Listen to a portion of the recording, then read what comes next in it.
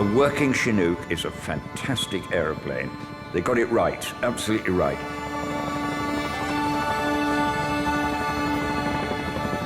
The Chinook's an old warhorse, made by Boeing out of Philadelphia. It's been flown since Vietnam. It's been part of the UK service for many, many years. The Mark II Chinook was the same airframe as the Mark I Chinook that had gone back to Boeing to go through a major refit and then come back as this new improved helicopter. But it had lots of problems. When it was being introduced, it just wasn't trusted. An RAF Chinook helicopter with 29 people on board has crashed in the west of Scotland. It hit a hill in thick fog. An eyewitness reported hearing 25 really key individuals responsible for intelligence in Northern Ireland had been wiped out at a stroke. The Army had lost 9 senior officers, 10 RUC, all of them special branch, 5 MI5, 1 civil servant, and then you had the 4-person crew. All gone. No one can pretend that this is not a catastrophic loss. Almost a whole corridor, the people who worked in headquarters had died. It was 29 families. You need to see, you need to understand. We'll just get through this. How could this happen? I mean, they were not ordinary pilots. As a family, we were just in shock. I just can't understand what happened. In my mind, this was Marchioness, this was Flixborough, this was Bloody Sunday, this was Hillsborough. Same old thing all over again. All we're asking for is the truth. I would just like to know why my husband died.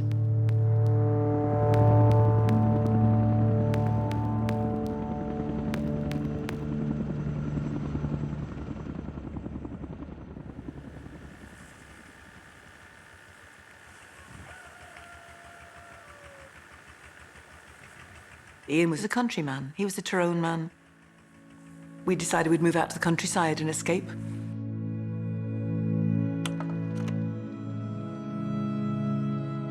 And we moved out to Islandmagee and bought this very old house to renovate. It was an old farmhouse on the hillside looking over the Mull of Kintyre and all of those places significantly.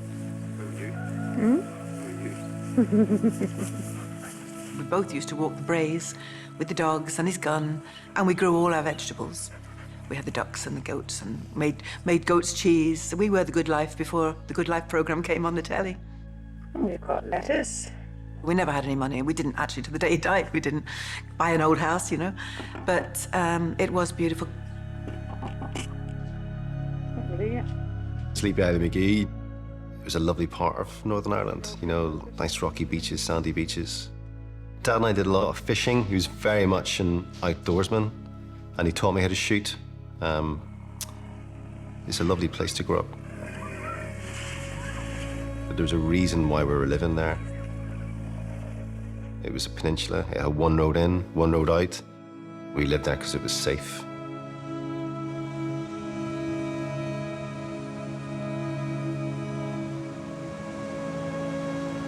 That's where my dad taught me to shoot his gun. But that was because I used to travel in every day from here to school. So I traveled with him. And he would have the gun under his left thigh, and I suppose the expectation was that it was there if anybody needed it, and that included me.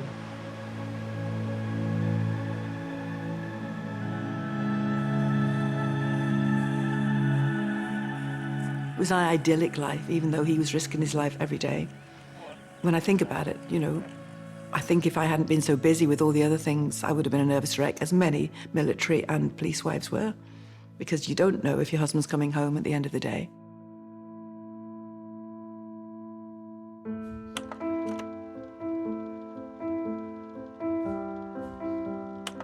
My father was a colonial administrator in Kenya, and then we moved to Fiji when Kenya became independent. And then when Fiji became independent, we came back to the UK.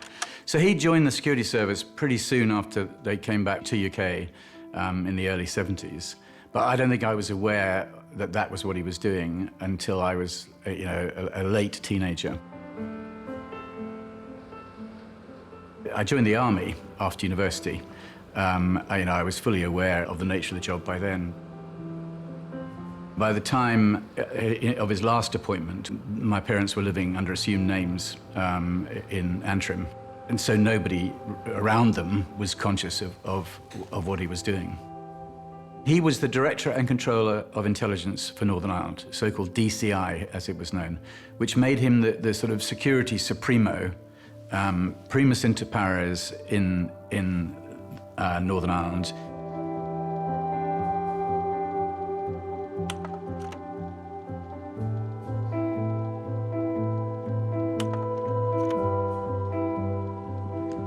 It was a difficult time to be married to a police officer. We didn't go out much to bars or restaurants because that wasn't the best idea. So we had a small group of friends that we socialised with in each other's homes. You couldn't hang uniform out on the washing line in case it would be seen, and careful answering the door, getting into the car. Just the same thing that every police family experienced at that time. I didn't know much about his work because he was in special branch, and I didn't need to know, which was the best way about it. But he loved his work, really loved his work. Very quiet person, very sincere, quite a deep person.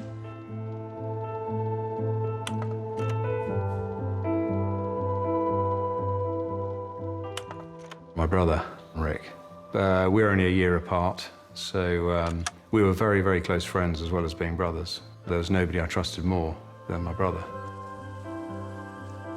The world of flying was all around us growing up.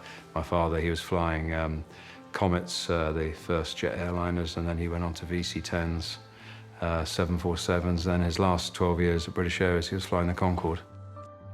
You couldn't hide from it in the family what he was doing, and both my brother and myself were very inspired by that and fascinated to get into flying ourselves.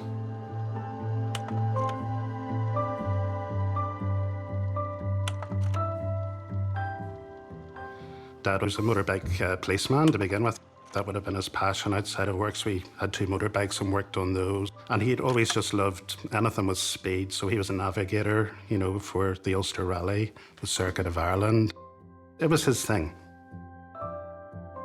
Dad slept with a gun beside his bed. The day after I passed my driving test, the first thing my dad taught me was to check under the car for bombs. And at the time, because you were so, I guess, desensitized to what was happening, it's only these years later you look back and go, that's horrific. But Mum and Dad were very protective.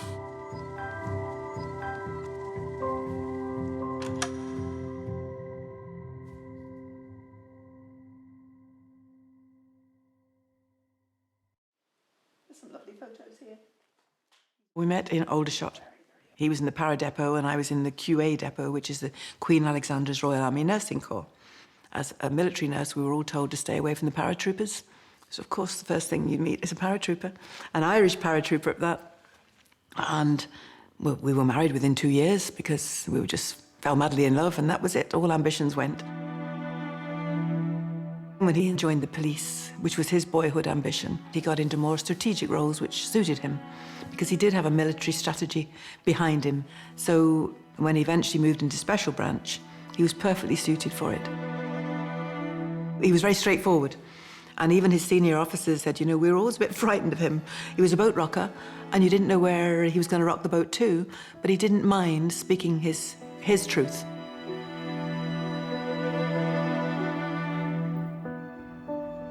My father was shot and killed in crossfire between the UDA and the army, and he was a bus driver.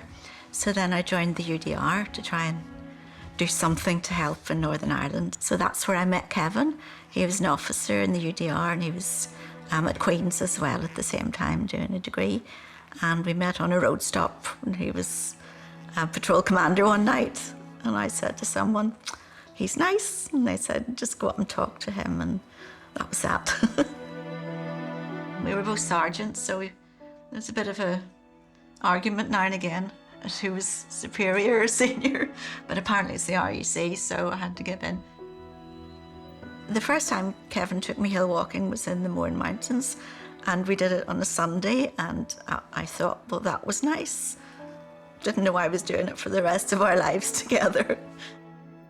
This is a very special memory of Christmas Day, 1989, when Kevin and I went to the Mourne Mountains and took our Christmas dinner with us. We were married for 17 years, which isn't that long, but I was 30 when we married, so. But 17 years is good. They were good years. We lived in the countryside, so it was very secluded. When Dad came home in the evenings, it was just work around the house, so I spent a lot of weekends doing DIY with Dad and stuff, but very quiet life, very, very quiet, which is what my parents wanted. Dad was the model of stoicism, so in terms of what his job was, what he didn't share any of that with us. So in fact, it was only much later we became aware, certainly my sister and I, of what my dad's specific role was within the RUC. And I guess, you know, the dangerous situations that he was in, because we had a perception that it was just a day job. And of course it wasn't.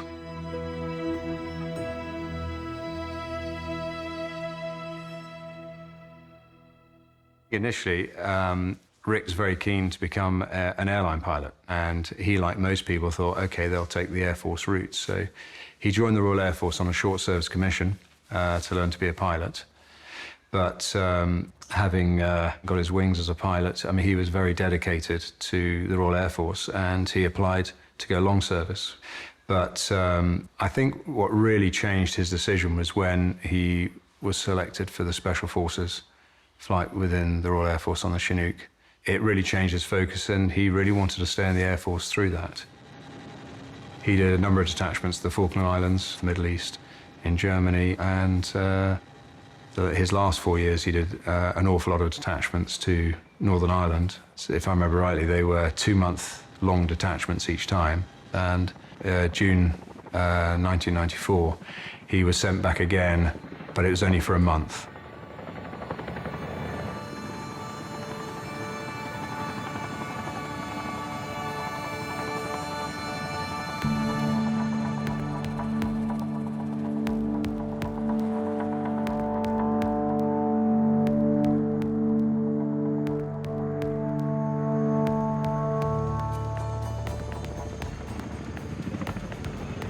The early 1990s, it was the most violent period that Northern Ireland had faced since the 1970s.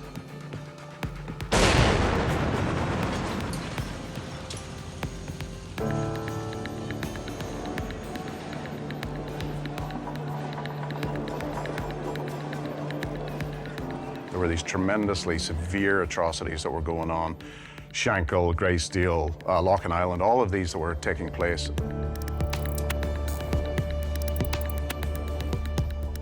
Those who are carrying out these acts, these are the scum of the earth. They have a bloodlust, and some of them certainly appear to be psychotic killers. Back in the early 90s, there was an awareness within the organisation that some political development was going on. At the same time, whatever's going on the political side, there was still a very severe threat.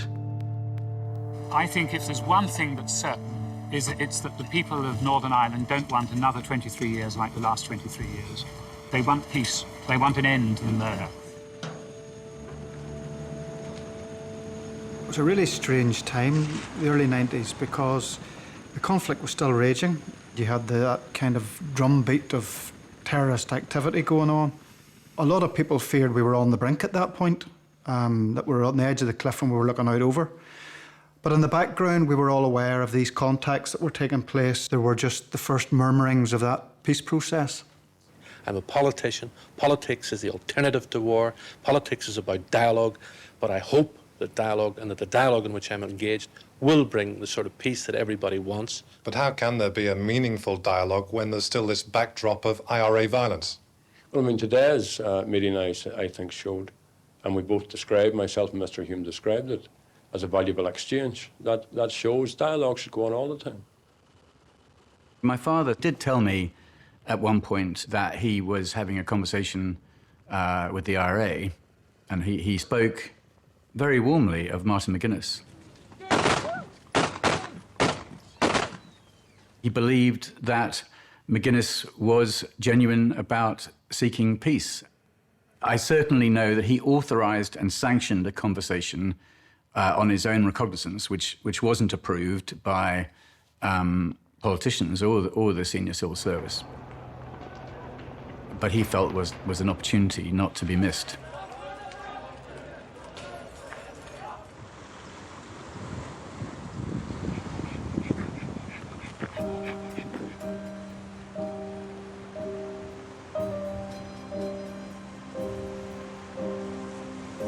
I remember coming down here with a whole lot of SAS, and we'd have all their Wingmaster pump-action shotguns, sawing off barrels and extended magazines and folding stocks. And we'd have this clay pigeon trap where I would man and we'd chuck these clays out and blast away down here. We're very much aware of the threat that existed. I think that's quite interesting looking back now, looking back in my own childhood, knowing how aware I was that there were people out there who wanted to kill you or at least kill your father.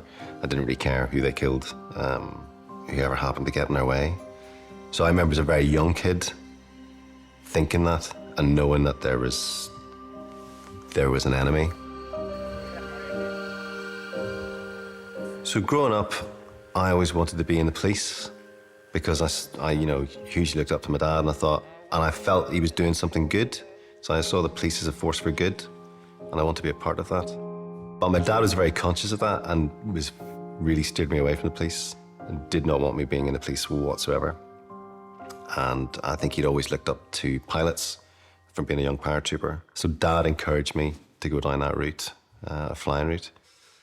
So I joined the University Air Squadron, and from there, that sort of introduced you to the Air Force. And then from that, I applied to join the Army Air Corps, Royal Air Force, and I got given a commission in both, and I chose Royal Air Force.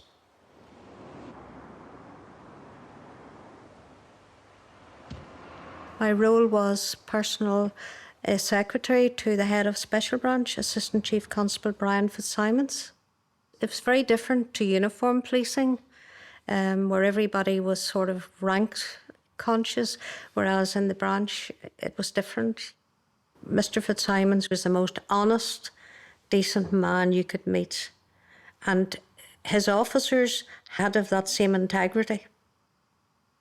Probably fair to say Brian Fitzsimons had the longest, or one of the longest anyway, and deepest involvement in the so-called undercover war. I thought he was an extremely personable individual and a clever man. I liked him a lot. He was a classic intelligence officer in as much as, he is first and foremost an analyst, interested in his quarry. Brian was fascinated by the psychology of these, what they coyly called covert human intelligence forces. There's no question the Special Branch were in the lead on agent running by a country mile. Special Branch was very much a closed shop, and rightly so, because confidentiality of information was paramount. They were dealing with some of the most difficult tasks within the RUC and policing. Soldiers, apparently acting on intelligence information, opened fire on the terrorists Vauxhall Cavalier. The police said the three men were on their way to carry out an attack. 2 rifles were found at the scene. The IRA said all 3 had been on what it called active service. I've never understood this idea that you can run agents participating, getting good intelligence without breaking the law. In the real world, if you're an agent, you don't really have much of a choice about what you participate in. You know, if they say, right, we want you to go in this car and deliver a bomb, you can't say, well, you know, I don't do bombs. You know, I'll hide a gun for you, I'll make the tea, but you know, I don't do bomb runs. That's not how it works. 3 men have been killed in a shooting incident near Omagh in County Tyrone, at a spot just a few miles away from the place where an IRA bomb killed 8 soldiers 11 days ago. 2 rifles were later recovered. Eyewitnesses say they saw plainclothes men getting into a helicopter soon afterwards. If an agent tells his hand or her handlers what he or she knows, in order for the handlers to prevent or interdict some terrorist operation every time, you might get away with it once, you might get away with it twice, but on the 3rd time you're going to have the internal security unit, as was of the IRA, taking you to some farmhouse in South Armagh. So I still honestly don't understand how that circle is squared. So you think of the tens of thousands of rounds of ammunition and weapons, the tens of thousands of pounds of explosives that were interdicted, the people that were arrested and caught before they could carry out the act. I mean, whatever was going on, a lot of it was also being thwarted. I always knew what a dangerous job the people in the security forces in Northern Ireland did, but reading this, it's quite shocking. Ian's diaries. So these are going back to 84, 86. Operation whatever that was, and somebody's name, going to Tombridge and collecting explosives, successfully recovered. They showed the strong, good work that was done. They also showed conflict within the systems, within the police, within the British government, within the security services. They located an arms dump in a certain area, and they housed explosives on return to Belfast, and they watched some explosives coming from a certain place to Belfast. I mean, how do you measure the number of lives that are saved? We recovered these weapons and that translates to X number of lives. I don't know how you arrive at that. But certainly, you know, reduce the risk of loss of life significantly. And obviously intelligence did that to a very significant extent. But it was at a price. You know, it was a nasty conflict.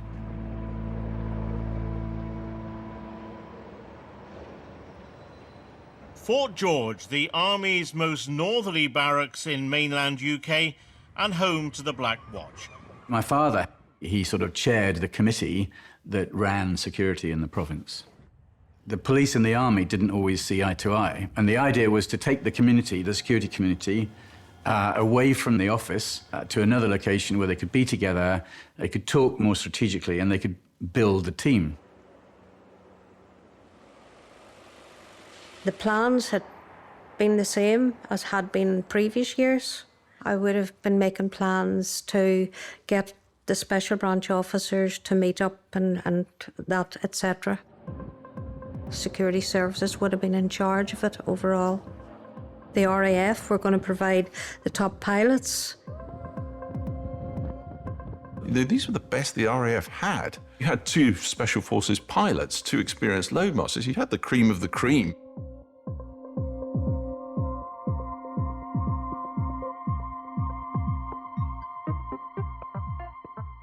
It would be fair to say that within the Special Forces, that 4-man crew was as elite as anything ever assembled. John Tapper, who was the captain, was the electronics warfare officer for the Special Forces crew. So his expertise above the ability to fly was understanding navigation and understanding the technology on board an aircraft. Rick Cook was the operations officer, so he was in charge of maintaining operational readiness for the squadron. At the very front of that aircraft that day was Master Air Loadmaster Graham Forbes. Graham Forbes was considered to essentially have a navigator's brevet. You would not only listen to him through the protocols, but he's also advising and reviewing the map before the flight. He was seen the night before the crash looking at that. And then at the back, essentially the eyes and ears of the pilots, is Sergeant Kevin Hardy. And Kevin was one of the 4-man Special Forces crew that took Bravo 20, the SAS patrol, into Iraq. It's a 4-man commitment. Special forces have to satisfy a much higher level of skill. They are the elite.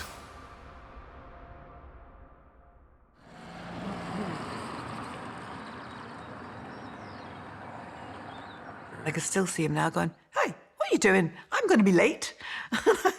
It's not my Chinook I'm getting. So off we went to Aldergrove. As I dropped him off, he got out of the car. He kissed me, as he always did. We never parted without a kiss. So off they went. My mum and my sister, they were at work, and Dad was just sat in the kitchen with his feet up in a chair, in his boxer shorts. He had just had a shower, looking out, and he didn't speak or anything. He had his hand on his chin, just looking out, so I didn't say anything, and that was the last that I saw my father.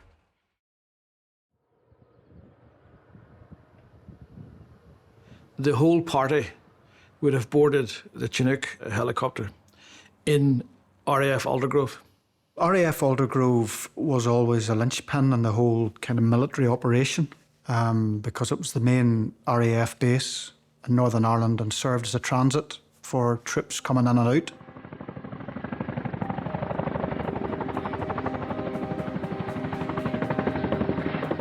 The Chinook took off from RAF Aldergrove about 5:30, 5:45. It made its way straight across the North Channel towards the Mull, Kintyre. Then the helicopter was due to take a left up towards Corran, shadow the coast, and then a right over Loch Linney, and then go up the Great Glen towards Inverness, and ultimately Fort George. So do you remember when you heard of the crash? I do, yeah. I had a phone call from a very close friend of my brother's who had been on the Special Forces flights, and he said, "Chris, where's Rick at the moment?" And I said, "Well, he's on another detachment at Aldergrove."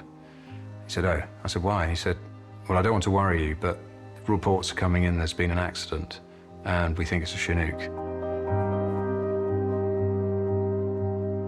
I went to have dinner with my daughter in Belfast, and she and her boyfriend at the time were going to the cinema, and they said, "Why don't you come?" And I said, No, I'll go home because the dogs always needed fed. And I'm driving along, and I heard on BBC Radio Ulster, a military Chinook has gone down on the Mull of Kintyre. And we don't think anybody survived. So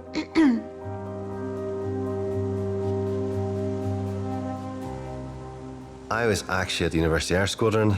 I was up there flying that day, and I got a call to say that, can you come home? There's been an accident. I think it was my sister phoned me. And then I remember speaking to the guys there. I said, "Look, I think there's been a helicopter accident. Can you find out something about it?" Because they were in the Air Force, and they said, "Oh, Niven, they won't tell us. You best just get home. Best just get home." And then on the way home, it came on Cool FM, aircraft crash, Mull Kintyre. I remember just before Top of the Pops coming on, there was a news bulletin and there was a map of Scotland, and I turned up the volume. And the newscaster was talking about, mountain rescue and stuff in Scotland. And I thought, I assumed Dad was sailing, so I didn't think anything more of it. I decided to do some ironing. And then the report came through just after 6 that a helicopter had crashed in Scotland. But I just said to myself, that'll be it, another helicopter. And then the phone started to ring.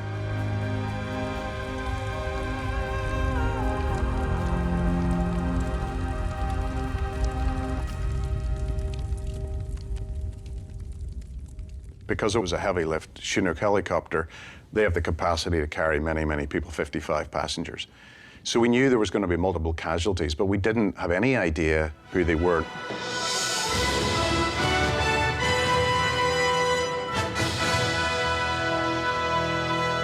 Good evening. An RAF Chinook helicopter with 29 people on board has crashed in the west of Scotland. It hit a hill in thick fog. At least 4 RAF and Navy helicopters, 2 mountain rescue teams, fire and police task forces are heading for the headland where the crash happened. Basically, I can confirm that we attended an aircraft incident 1.5 mile from Mull Lighthouse, southwest of the peninsula.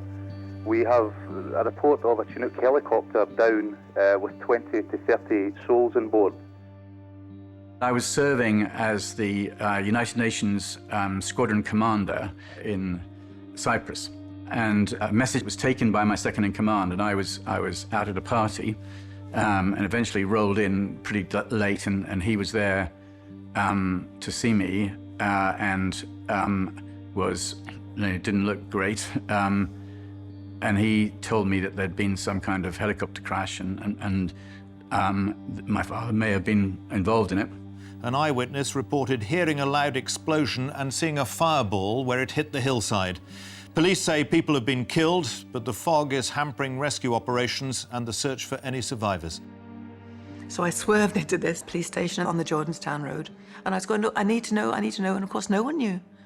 The BBC had announced it before anybody knew, even the RUC themselves. The police are there, the ambulance crews are there, the fire brigade are there. The latest reports are that there have definitely been fatalities. Some casualties have been recovered, but I'm afraid there are no confirmed reports of anyone being found alive. No survivors reported confirmed yet. The station sergeant said, "I don't know anything about this," and he's on the phone trying to find out. I said, "I've just heard it on the radio, I've heard it." And he's going, "Are you okay?" I said, get her a cup of tea. And I could see him going, and I just looked at the expression in his face. We understand there was a mixture of military personnel and civilians, but for what they say are operational reasons, they haven't been able to give us any more details on that. He got somebody then to come and drive my car to take me home. And I'm wittering away to this man, and I can remember clearly I was saying to him, "Well, do you think of the survivors? Where would there be a hospital on the Mull of Kintyre? Where do you think?" And I'm talking like this. Strathclyde police took a telephone call from a woman who'd been out walking in the area just after 6 o'clock. She reported hearing the Chinook's engines, then hearing a loud explosion, and then it's understood the aircraft coming down in a fireball. Pilots of the first rescue aircraft on the scene said they were beaten back by the smoke and flames. The actual weather at the area was pretty bad, with low fog and limiting visibility in drizzle. As we passed the lighthouse, we saw up on the hill above it a large area of flames and smoke. Glasgow Royal Infirmary is on emergency standby to receive casualties from the tragedy. Some family friends pulled into the driveway, so this was about 9:15, and which was quite unusual that late at night. But I thought, oh, Dad's away, they've come to keep Mum company for a while. And then I just remember hearing screaming. By the time I got home, somebody had gone and got Niven, my son, and my daughter was home because our friend had gone and got her, and they were in the house, and it was filling up with RUC people and whatever. The next couple of hours were very, very busy. A lot of people descended on the house, family members, but also people from the police we didn't know, liaison officers, and those things in my mind, made me realize what was going to happen. And it was shortly after 11 o'clock. I was on the phone with a family member and I heard my mum wail. I'll never forget it. It was very piercing, and it was confirmed. They came in with this list of all the souls on board. They always call them souls on board. "Here we are, Susan, now. Can you just confirm that's your husband?" "Yes, it is." That was it. I had a call from my father, and his words were, "The news isn't good. It's the worst we could have feared. It's just been confirmed Rick was killed this evening." In my naivety, I think, I thought I'll go to Scotland tomorrow and visit Kevin in hospital. I just thought that's what was going to happen. And so that, if I say it was a shock, it was a shock. Shock and grief, they just bring you to your knees.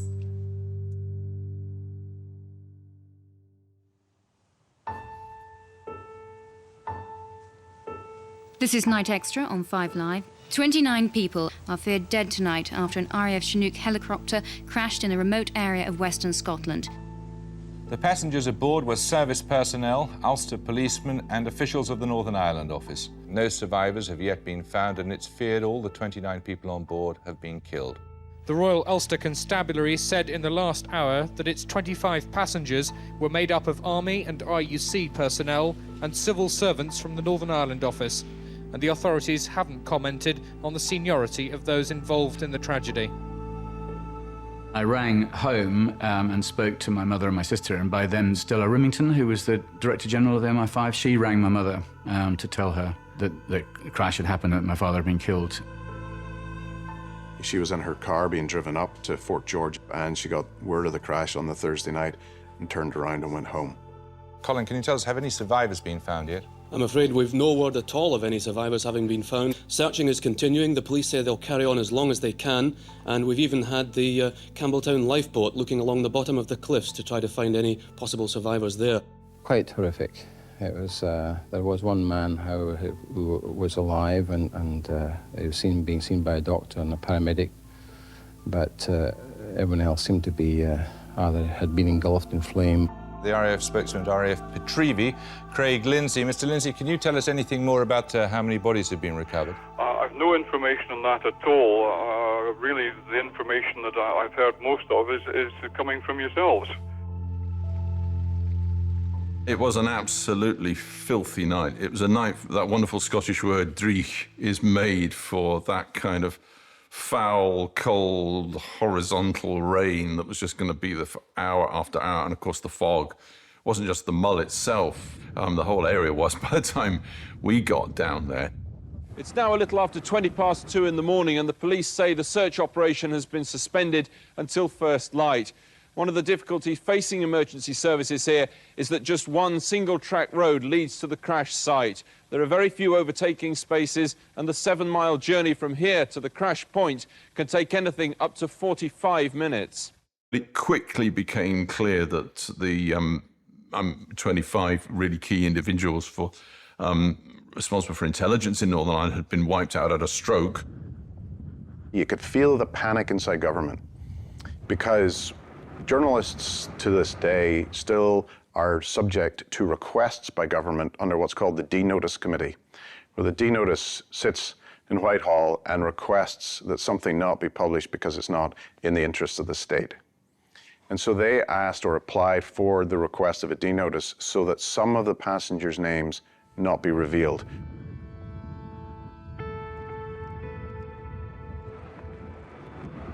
I was in police headquarters at Knock. There was an absolute sense of shock. There was a sense of loss, not just on the personal human level, but at the organisational level. You think you're hardened, and you have to be in a sense, when you're dealing with death and destruction all the time and the dangers that lie within policing. But it was a very difficult and fraught time. It was shocking, shocking. So I knew them all. I didn't go to bed all night, and I thought, I can't cry anymore. As dawn broke this morning on the Mull of Kintyre, rescue workers resumed their operation. All 29 bodies had been recovered. Here in the Mull of Kintyre, there's great shock and sadness at last night's tragedy. Meanwhile, there's been considerable activity as investigators try to piece together the final moments of the Chinook. Do you remember being told about the Chinook disaster? Of course, it was a very, very major event. It was a terrible disaster, but almost certainly I would have received very soon some indication of what seems to have happened. And of course, the 25 passengers, some were from the RUC, the Royal Ulster Constabulary, some were from MI5, some were the Army's own intelligence people. That was obviously a very bitter blow in itself. Like all officers in the Royal Ulster Constabulary, they gave themselves far beyond the call of duty. And it was in the course... You look at the news conference and you look at the shock from the RUC Chief Constable, Sir Hugh Ansley. He lost his entire apparatus, his infrastructure for Special Branch there and then. And the intelligence guys at both Mahon Barracks and Portadown for the Army, and also at Lisburn, Thiepval Barracks headquarters, all gone. All gone. No one can pretend that this is not a catastrophic loss. These men were outstanding professionals and had, as I've said, many years of experience between them. Society needs protecting against terrorism. The people who died had played a very significant role in doing that, and we owe them a very great deal for their work. We will now, as they would have wished, move to reappoint people to carry on that work. Society does need... And the empty desks, old corridor of empty offices. It was a massive loss. The scale of the need to regroup and focus was immense.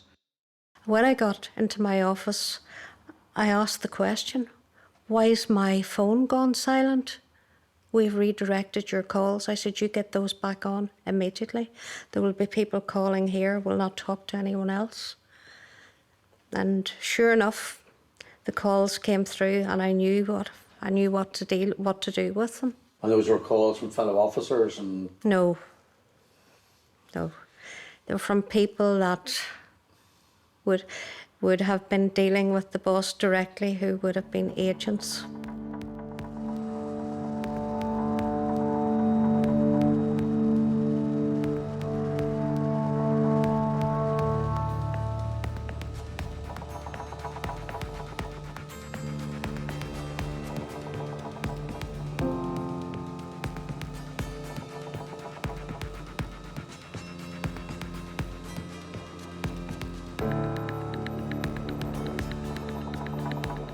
The 25 passengers killed in last night's helicopter crash in Scotland are now known to have been the most senior officers leading the fight against terrorism in Northern Ireland. They included the head of the special branch in the province, Brian Fitzsimons, as well as other senior officers in the RUC, the Army and MI5.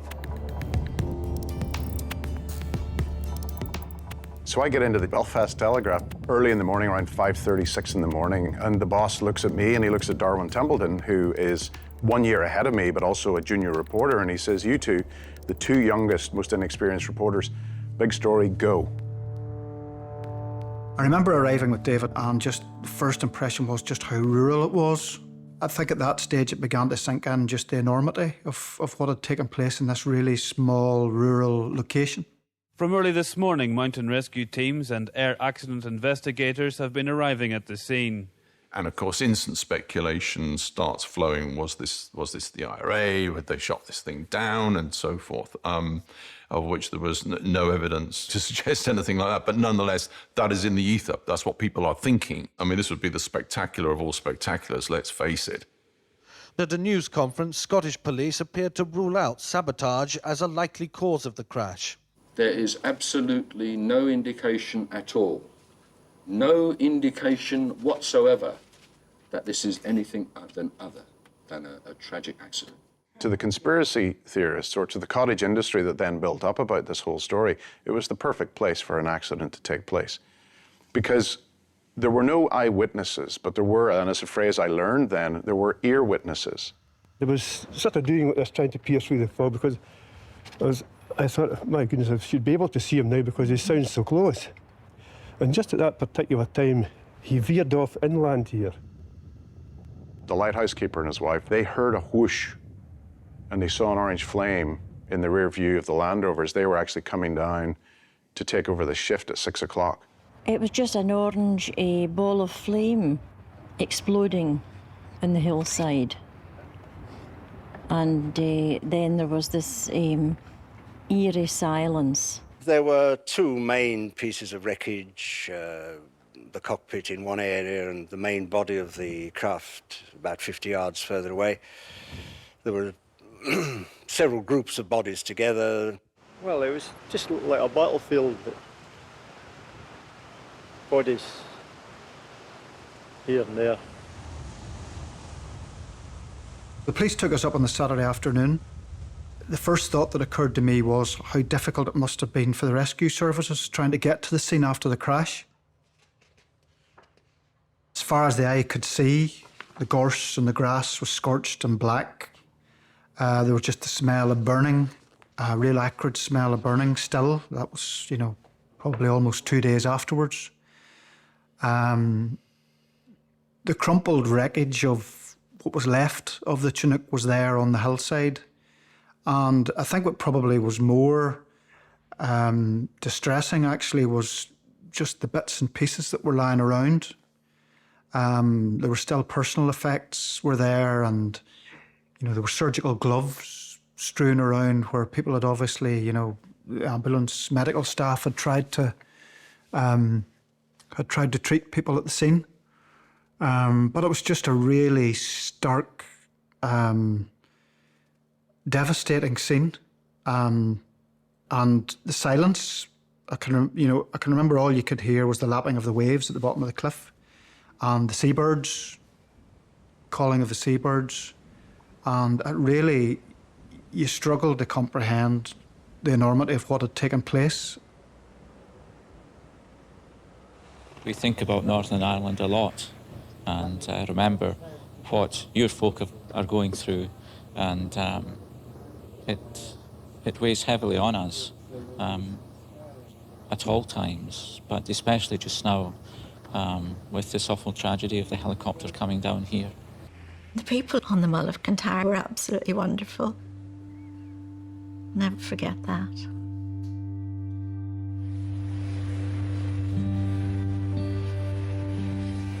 The Hercules carrying the bodies of 15 victims of the tragedy flew in from RAF Machrihanish, which is close to the site where the Chinook crashed into the Mull of Kintyre. Awaiting it was an official ceremony to recognise the high level of service given by those who died.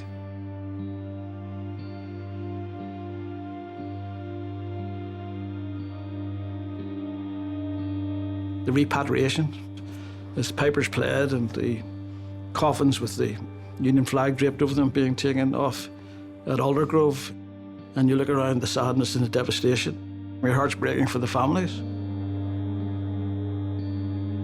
Time and time again, they prevented horrific outrages which Republican and Loyalist terrorists intended to inflict on this community.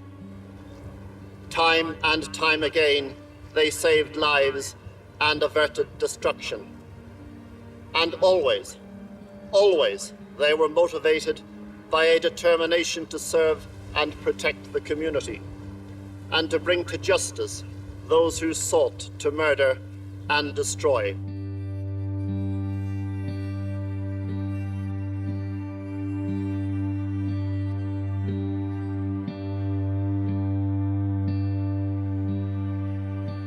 Anne James was with those 28 men. And I had met her just the week before, a little Scottish crofter lady. She grew up in a Scottish croft, really feisty, strong, intelligent woman. And she died with her colleagues around her. Auld Lang Syne had played at her funeral. Danny Boy is when Mr. Fitzsimon's remains were brought into the church. Those two things stick out in my mind and really hit home whenever, sometimes I would drop a few tears now when I would hear them. Brian was a totally dedicated, absolutely impartial professional police officer of the highest integrity, utterly committed to the preservation of life, the protection of the community, and to bringing to justice all who seek to murder and destroy. The slow procession of victims of the Chinook crash continued this afternoon as two more of the Assistant Chief Constable's colleagues were also buried. Ian Phoenix and Kevin McGee were veterans of the RUC Special Branch, each with more than 14 years' service. As for the funeral, I don't remember very much about it. I remember the Queen's representative, the Lord Lieutenant, telling me it was a beautiful floral tribute. And I'd asked the florist to imagine that it was just the side of a mountain with heather and all sorts of natural things. It's exactly what she did. It was absolutely lovely. And that was obviously for Kevin. It was a mark of the love he had for the mountains. There were thousands of people there. 1,500 people came back to my home afterwards. I find it quite amazing. I don't know where they all went. And they all wanted just to pay their respects. The local businessmen, the local policemen, the men that carried out the bins, the postman, and MPs that wanted to come and I wouldn't let them because Ian didn't like politics. And I remember the local MP wanted to be seen there. And I said, I'm sorry, but my husband wouldn't like you here.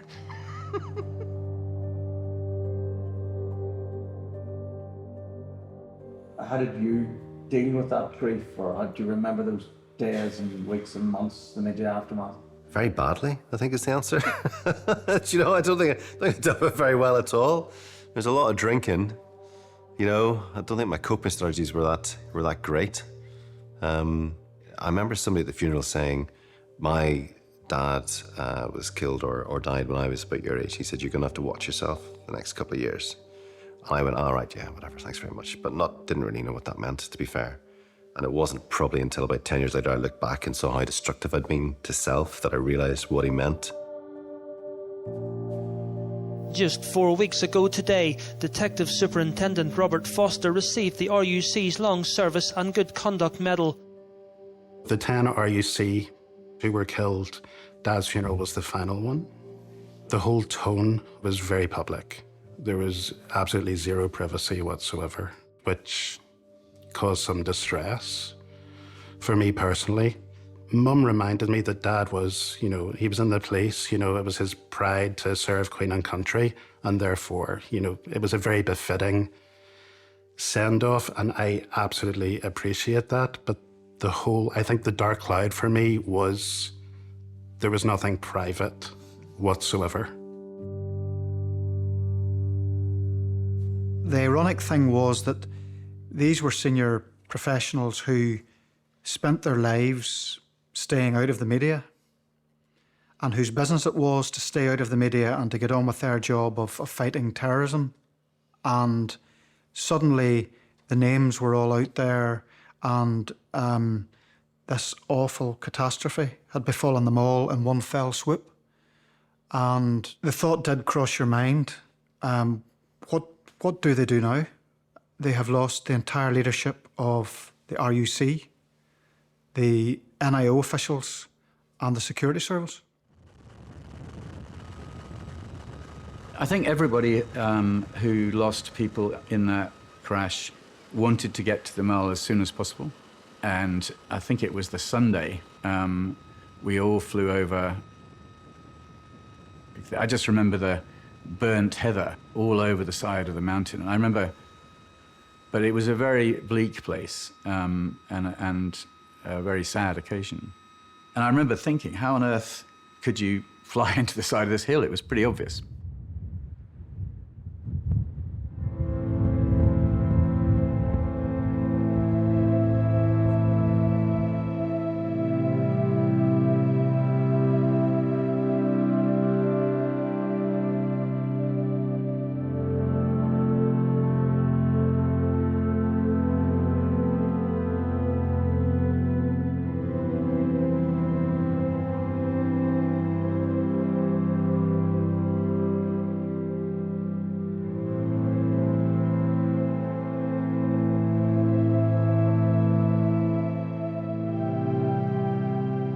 I love the Mull.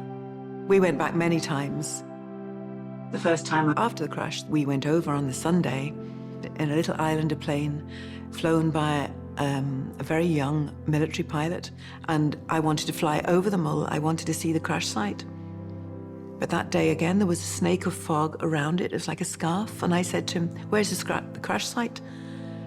And I was sitting in the front beside him, and he said, well, we're not supposed to go over that. And I said, well, I'd like to see.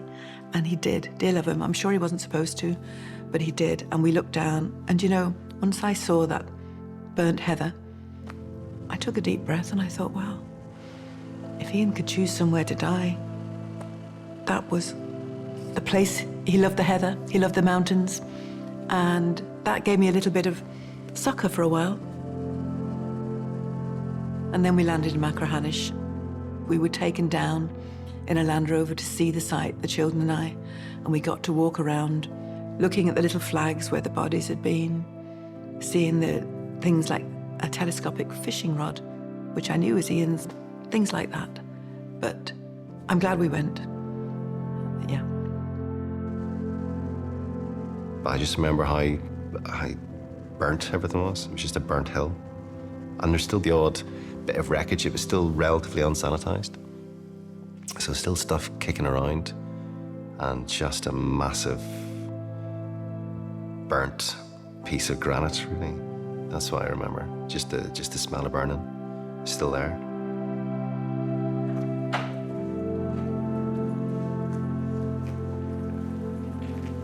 Hector's house, Hector and Esther.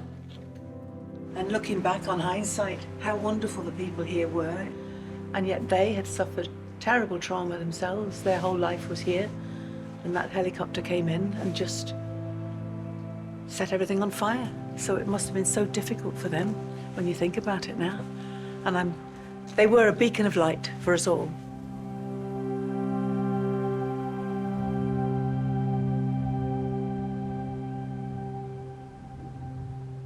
As a family, we were just perplexed what could have happened. But with, especially my father guiding us as an experienced aviator, he was saying, we won't know anything for a long time. And I think that really sort of got into our minds. There's no need to question. Let the investigators investigate what they need to investigate. And in time, we'll find out what happened.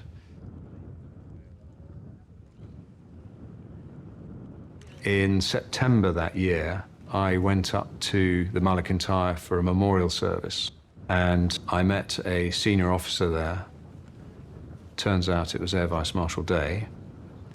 And coming away from the Mull, having seen the scene, as it were, I made a comment. I said, I just can't understand what happened.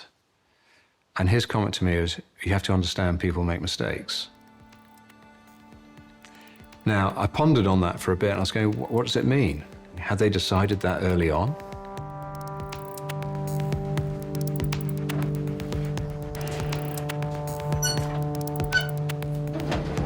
Oh.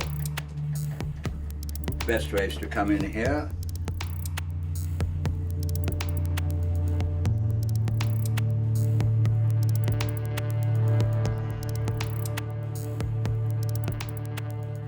For the record, just give us your name and your title, please.